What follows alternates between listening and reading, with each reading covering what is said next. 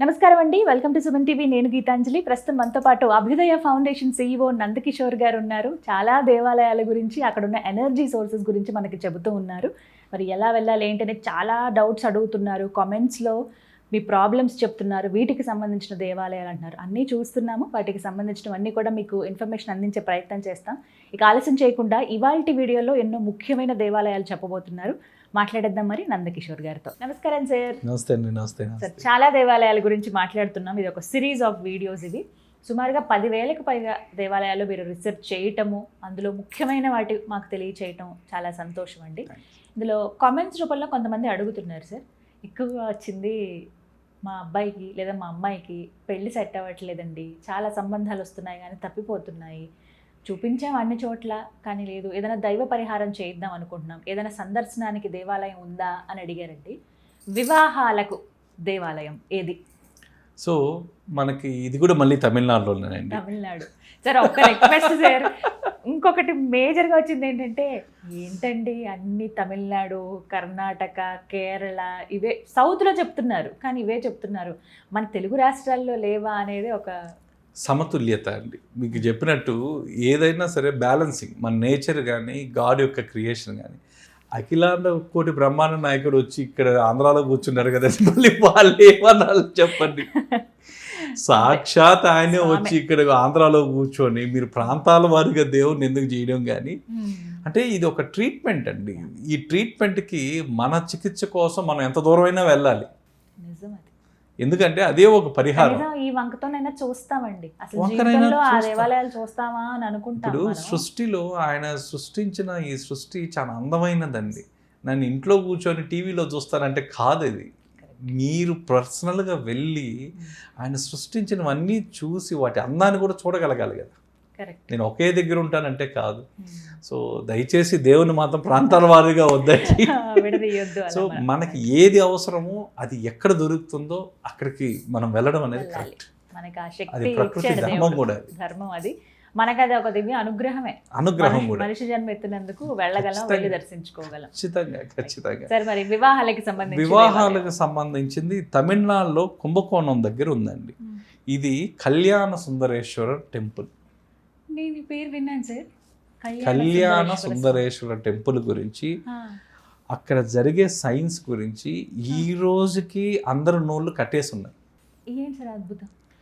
ఎక్కడైనా మీరు అక్కడ ఉండే శివాలయం, ఈ కళ్యాణాలు కొంచెంసేపు పక్కన పెడితే రోజులో 5 రంగులు మారుతుందండి ఈ శివలింగం. ఈ శివలింగం 5 రంగులు. అది మనం గమనించవచ్చు. పంచభూతాలు ఏదైతే ఉన్నాయో అది మన కళ్ళతో మనం చూడొచ్చు. 5 వర్ణాల్లో చేంజ్ అవుతుంది అది. దానికి ఒక టైమింగ్స్ కూడా ఉన్నాయి. సో పొద్దున్నేకి వచ్చేసరికి కాపర్ నుంచి రెడ్లోకి వస్తుందండి. పొద్దునంతా కాపర్ కలర్లో ఉంటుంది. ఎప్పుడు అది 6 గంటల నుంచి 8 గంటల 24 నిమిషాల వరకు. 8 గంటల 25వ నిమిషం నుంచి పొద్దున 10:48 వరకు లైట్ రెడ్ కలర్లో ఉంటుంది. సో 10:49 నుంచి 1:12 దాకా ఒక గోల్డ్, ఒక మాల్టన్ గోల్డ్ కలర్లో ఉంటుంది. 1:13 నుంచి 3:36 దాకా గ్రీన్ కలర్లో ఉంటుంది.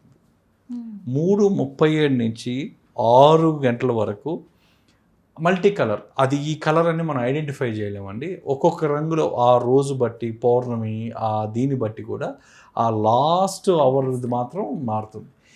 ఇది ఎవరు చేంజ్ చేయకుండా మీకు అక్కడ ఉన్న కేవలం ఒక దీపాలు మాత్రమే ఉంటాయి. అక్కడ మీకు వెనకాల లైటింగ్ గీటింగ్ ఏమీ ఉండదు. అయినా ఎలా మారుతుందండి? అంటే సూర్యరశ్మి పడుతుందా సార్? సూర్యరశ్మి కూడా ముందర పడుతుంది కానీ దాని మీద పడదు. ఎలా? దీన్నే ఆప్టికల్ మిస్టరీ అంటారండి. దీన్ని జనరల్గా ఏమంటారంటే దీన్ని ఒక ఆప్టికల్ మిస్టరీ అంటారు. సో అక్కడున్న ఆ లింగం ప్రతిష్ఠించేటప్పుడు ఉన్న ఏవైతే ధాతువులు ఉన్నాయో, ఆ స్టోన్ ఏదైతే వాళ్ళు వాడారో అది ఆటోమేటిక్గా అది మన మంత్రోచ్చరణతో వాళ్ళు చేసే అభిషేకాలకి అది మారుతూ ఉంటుంది. అందుకే ఒక్కొక్క రంగు వస్తుంది. ఒక్కొక్క రంగు వచ్చినప్పుడు ఒక్కొక్క చక్రం యాక్టివేట్ అవుతుంది. ఫస్ట్ చెప్పిన దాని ప్రకారం అయితే మూలాధార చక్రం యాక్టివేట్ అవుతుంది, స్వాదిష్టాన చక్రం యాక్టివేట్ అవుతుంది, మణిపూర్ణికా చక్రం యాక్టివేట్ అవుద్ది, ఆ తర్వాత హార్ట్ చక్రం అనాహతం. అనాహతం యాక్టివేట్ అవుతుంది, సహస్ర చక్రం యాక్టివేట్ అవుతుంది. ఒక్కొక్క రంగు ఒక్కొక్క చక్రం యాక్టివేట్ అవుతుంది.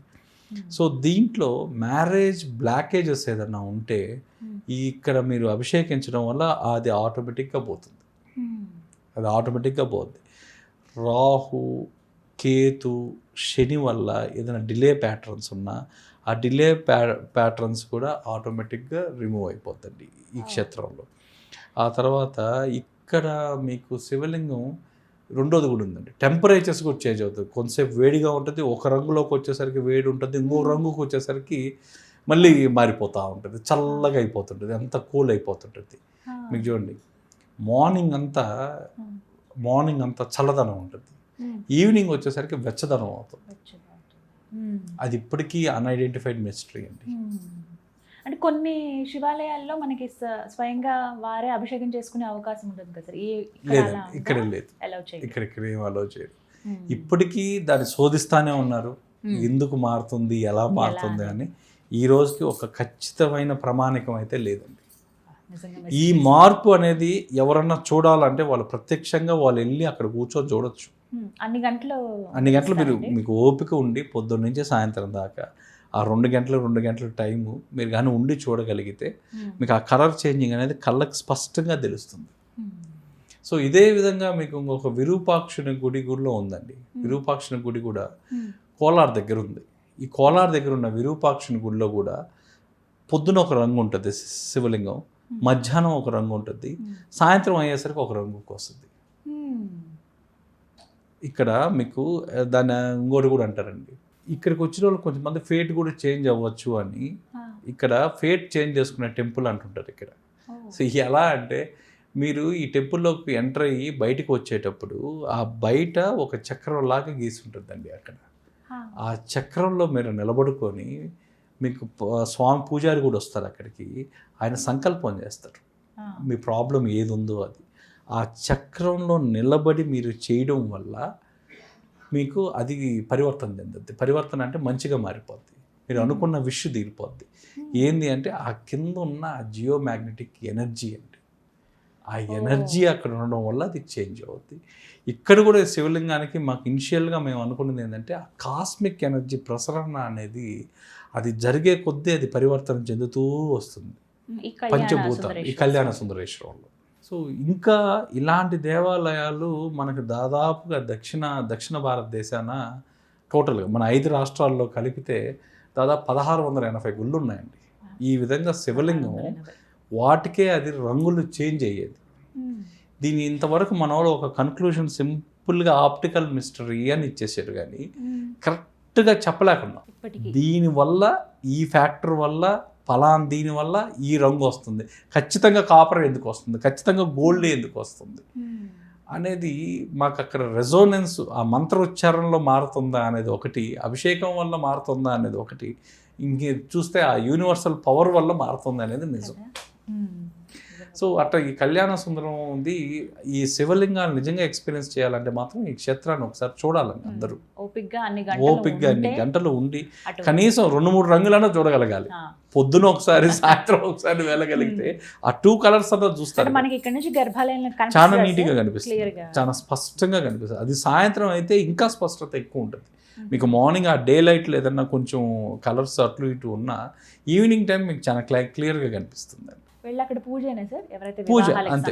మీకు అక్కడ అభిషేకం తర్వాత ఆ తీర్థము విభూతి ఈ 2 తీసుకోవడం వల్ల వాళ్ళకి అక్కడ ప్రత్యేకంగా హోమాలు కూడా చేస్తారు. ఆ కళ్యాణ సుందరంలో ఆ హోమాలు కూడా పరివర్తన చెందుతాయండి.